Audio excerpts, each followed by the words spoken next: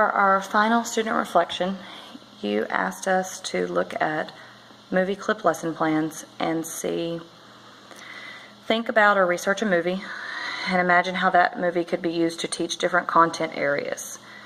This one was a little harder for me. When I started looking and I watched the PowerPoint that you sent, that you attached, and there seems to be a lot of ways that you can implement movie clips, of course, not the whole movie, in teaching science classes or even history classes going over time periods, but I had a real hard time trying to find something math related. There's a lot of examples out there for math for older movies, but that was one of the main things that was said in the PowerPoint by Sandra was you want to make sure to avoid oldies but goodies. So, seeing as how I have a 2-year-old and he loves the movie Nemo, that's the movie I decided to think about. And I can see how you can do a lot of things with that in science. The main one being going over marine biology, learning about all the different animals, their habitats, why the clownfish can live where they do, and I mean, you can talk about sharks and prey and predators, and I mean, you can, I would say, reach across all kinds of grade levels in science on that. With younger kids, you've got that ethical responsibility or ethical emphasis on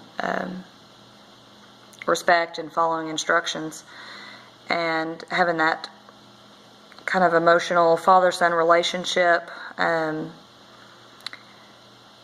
The main thing I came up with for math out of that would, I mean, if you researched where, like how far the coral reefs are, see how far it is from the reefs to the city of Sydney, Australia, which is where they go, and kind of get some math out of that maybe.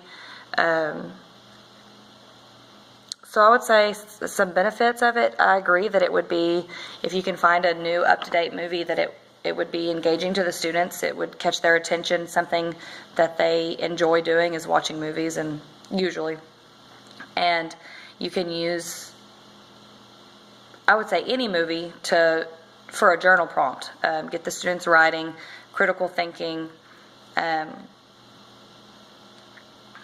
just kind of allow them to think and write based off of the movie, and you can go into the fake science or whatever in a movie and have them prove why that wouldn't work. That would be pretty cool.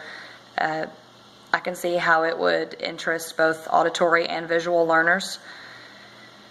The main challenge, I think, would be just finding the perfect movie clip, finding one that's relevant, especially finding something for math. Like I said, I tried, and short of watching several movies and analyzing them and seeing the math in them, which I don't know who has time for that, I could see a challenge there, especially time-wise.